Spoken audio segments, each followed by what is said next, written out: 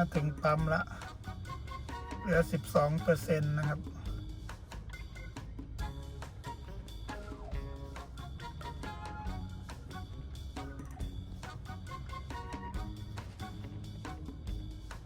ยิ่งได้ประมาณ320 โลขึ้นนะครับโอเคนะครับเดี๋ยวไปชาร์จแบตก่อนนะครับรอดคันฟ้าไม่รอดนะครับต้องไปหวังพึ่งป้อมตำรวจนะครับคันนี้ถือว่ารอดนะครับ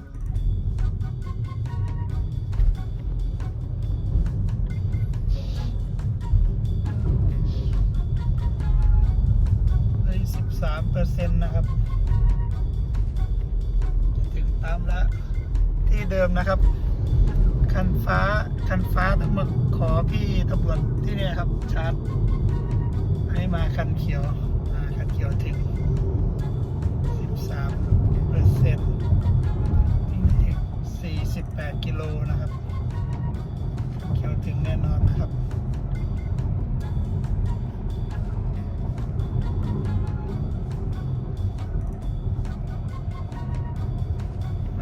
อันนี้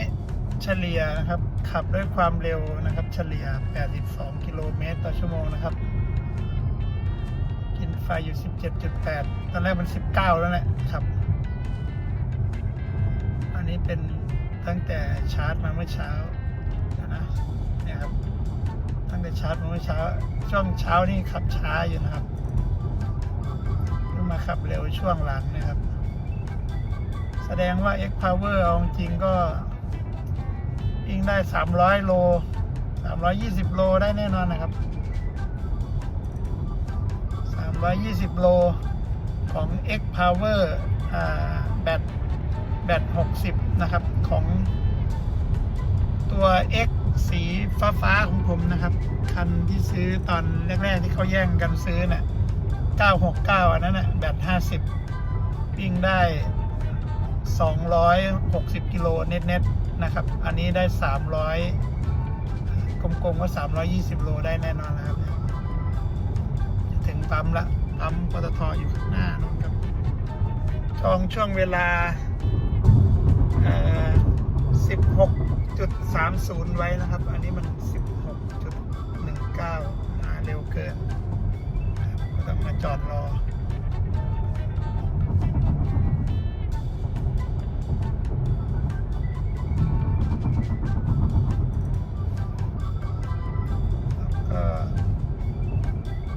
ว่าปลอดภัย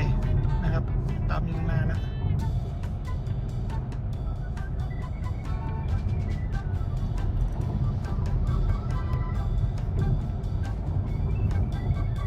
รอดหวุดหวิดนะครับมาเจอปั๊มแล้ว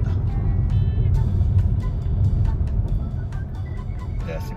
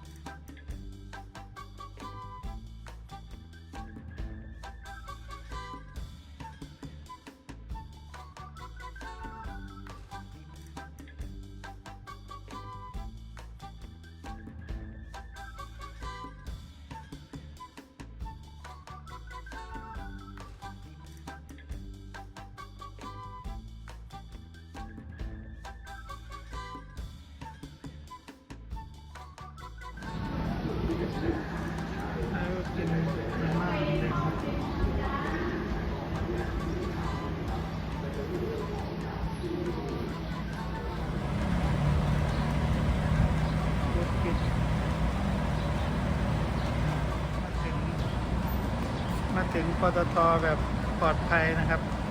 ไม่มีใครชาร์จก่อนพอดีนะครับ รอดบุดหวิดนะครับเหลือ10 กว่า% นะครับ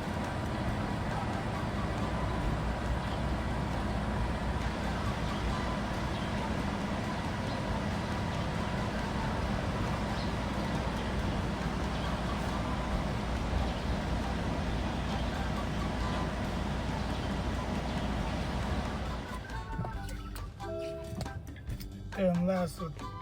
93% นะครับ มีรถมาชาร์จแล้วนะครับ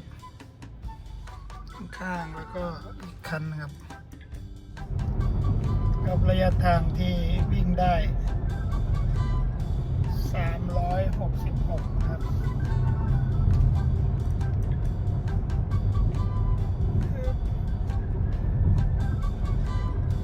พอเหยียบหน่อยก็จะขึ้นมา 20 นะครับยิ่งขับ normal อยู่แล้วนี่ยิ่ง 20 นะครับ